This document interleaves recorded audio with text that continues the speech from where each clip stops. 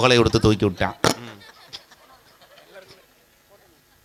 நடுவர் அவர்களே, நீங்க கொஸ்டின் பேப்பர் நீங்க எனக்கு அவுட் ஆகி போச்சுக்கா.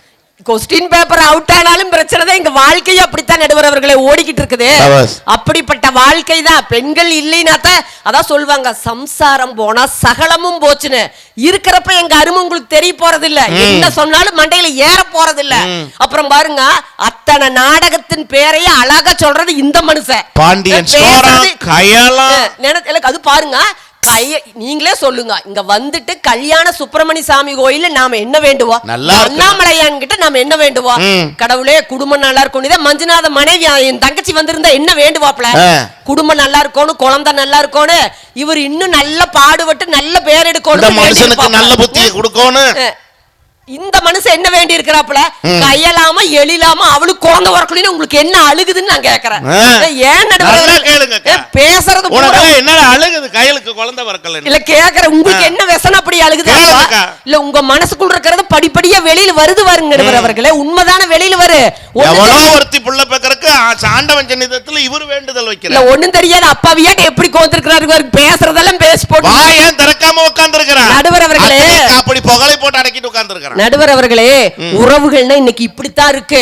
அக்கா உங்ககிட்ட சொல்லிட்டு போறேன் பாருங்க, உறவுகளுக்குள் கோல் மூட்ட ஒரு நாரதரும், காட்டி கொடுக்க ஒரு எட்டப்பனும், பிரித்து வைக்க ஒரு சகுனியும் இருக்கத்தான் செய்வார்கள். நடுவர் அவர்களே, பழி சொல்ல 1000 பேர் வருவார்கள், வாழ வழி சொல்ல ஒருத்தன் கூட வரமாட்டான். நடுவர் அவர்களே, நாமளே பொறுப்பா நம்ம இந்த ஒரு வார்த்தைக்காகவே கைதட்டல் கொடுங்க அரசம்பாளையத்தில். உண்மை, பழி சொல்றதுக்கு 1000 பேர் வருவாயா, ஆனா வாழ்க்கைய வாழ வழி சொல்றதுக்கு ஒருத்தன் கூட வரமாட்டான்னா நம்ம வாழ்க்கைய நாம தான் பெண்கள் குடும்பத்தை கொண்டு வந்தாதான் அருமக்கா. உங்களுடைய பருப்பே முதல் வேகங்க. சும்மா வெட்டி வாய் நாயும் பேசக்கூடாது.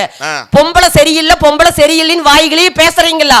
ஒரு பெண் வீட்டுல சரியில்லாம அவ அதாவது அந்த குணத்துல கொஞ்சம் மாறிட்டான்னு வச்சுக்கோங்க, ரோட்ல ஆண்கள் கணவன்மார் வெளியில போறப்ப தலை நிமிர்ந்து அந்த தோல்ல துண்டை போட்டு போக முடியுமா நடுவர் அவர்களே?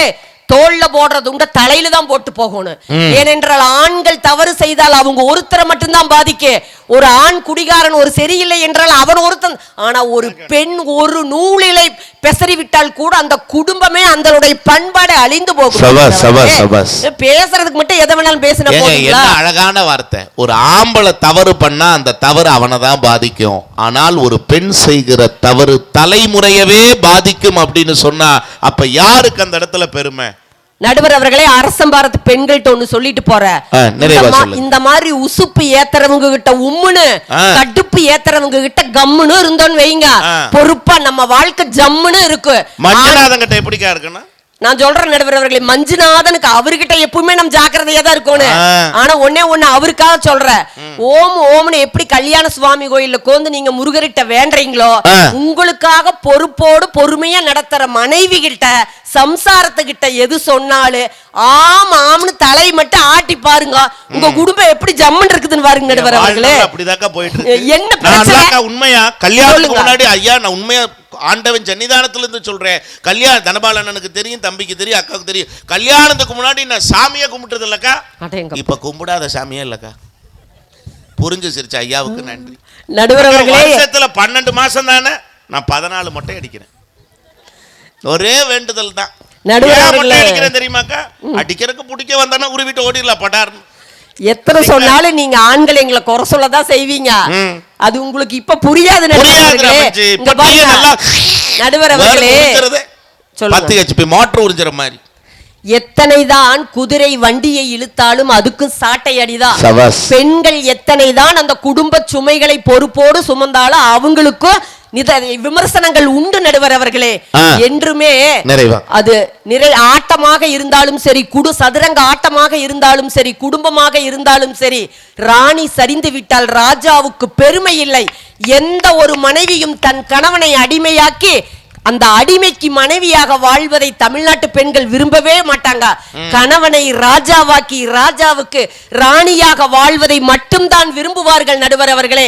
நிறைவாக அதாவது பெண்கள் தான் பெண்ணே, நீ முடங்கி கிடந்தால் சிலந்தியும் உன்னை சிறை பிடிக்கும், எழுந்து நடந்தால் எரிமலையும் உனக்கு வழி கொடுக்கும், புல்லாய் பிறந்தாய் நீ என்று புலம்ப வேண்டாம், நெல் கூட புள்ளி நினத்தை சேர்ந்ததுதான், அது பூமியின் பசியை போக்கவில்லை. கடலில் நீயொரு துளி என்று கரைந்து போவதில் என்ன பயன்? கடலில் நீயொரு முத்தென்று காட்டு உந்தன் தலை தூக்கு. நீ வந்தது யாருக்கும் தெரியாது, நீ வாழ்ந்ததை உலகம் அறியாது, சந்ததி கூட மறந்துவிடும் உன் சரித்திரம் யாருக்கு நினைவு வரும்? எத்தனை உயரம் இமயமலை, அதில் இன்னொரு சிகரம் உனது தலை. எத்தனை ஞானிகள் பிறந்த தரை, நீ அவர்களை விஞ்சிட என்ன தடை? பூமி பந்து என்ன விலை, அது உன் புகழை தந்து வாங்கும் விலை. வாயு பொழுதே புறப்படுவோம், நல்லதை எண்ணி செயல்படுவோம் என இந்த அரசம்பாளையத்து ரசிகர் பெருமக்கள் அனைவரையும் அன்போடு அழைத்து, நடுவர் பெருமக்களே, நடுவர் பெருந்தகையே, நீருள்ள இடத்தில் சேரும் இருக்கும், கடலில் குளிக்க போனால் அலை இருக்கத்தான் செய்யும், அரிசியுடன் உமி போன்ற வேண்டாத பொருள்கள் கலந்திருக்கும், பலாச்சொலத்தில் அந்த முள்ளிருக்கிறது, அதை நம்ம விட்டு விடுறோமா நடுவர் அவர்களே? அதுபோலத்தான் வாழ்க்கை, இன்பம் துன்பம் இரவு பகல் மேடு பள்ள எல்லாம் தான் இருக்கு.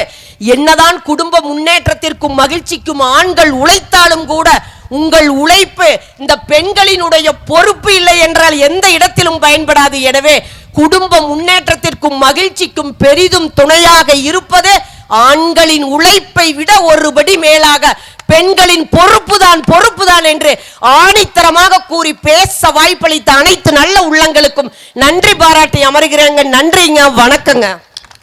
அருமைங்க, நல்ல கைதட்டல் கொடுங்க. உண்மையிலுமே ஒரு பெண் குலம் மேடை ஏறி இப்படி ஒரு நல்ல தமிழில் முழங்குவது நமக்கெல்லாம் பெருமை. ஒரு நல்ல கைதட்டல் கொடுங்க அக்கா தங்கமணி அவர்களுக்கு. அதில் அவங்க சொன்னதில் எனக்கு ரொம்ப பிடிச்சதுக்கா என்ன தெரியுங்களா சார், வாழ்க்கையில குறை சொல்லாத மனிதன் இல்லை, குறை இல்லாத மனிதன் இல்லை. யோசிச்சு பாரு, குறையில்லாத மனிதன் யாராவது இருக்காங்களா? ஐயா இப்ப நான் சொல்றது சரினா மட்டும் கைதட்டுங்க. வாழ்க்கையில் குறைக்காத நாயும் இல்லை, குறை சொல்லாத வாயும் இல்லை. உண்மையா இருக்குங்களா? இந்த குறை சொல்ற வாயை ஒரு செங்கக்கல்ல வச்சு அடைச்சாலும் செங்கக்கல்லு சரியா வேகலைன்னு அதுல ஒரு குறை சொல்லதான் செய்யும். ஆகவே குறைகளை விடுங்க. ஒரு வார்த்தை சொன்னாங்க, நெல்லுக்கும் உமியுண்டு, நீருக்கும் நுரையுண்டு, புள்ளிதழ் பூவுக்கும் உண்டு. ஆகவே குற்றம் களைந்து குறை நீக்கி வாசித்தல் கற்றறிந்த மாந்தர் கடன் ரொம்ப அழகா சொல்லிட்டு போன அக்காவை இந்த மன்றம் பாராட்டுகிறது. அண்ணா பாருங்க எவ்வளவு கவிதை நடையில அழகா சொல்லியிருக்காங்க. இதற்கெல்லாம் பதில் பேசுவதற்காக கொங்கு தமிழ் நாவலர் அருமை அண்ணன் தனபால்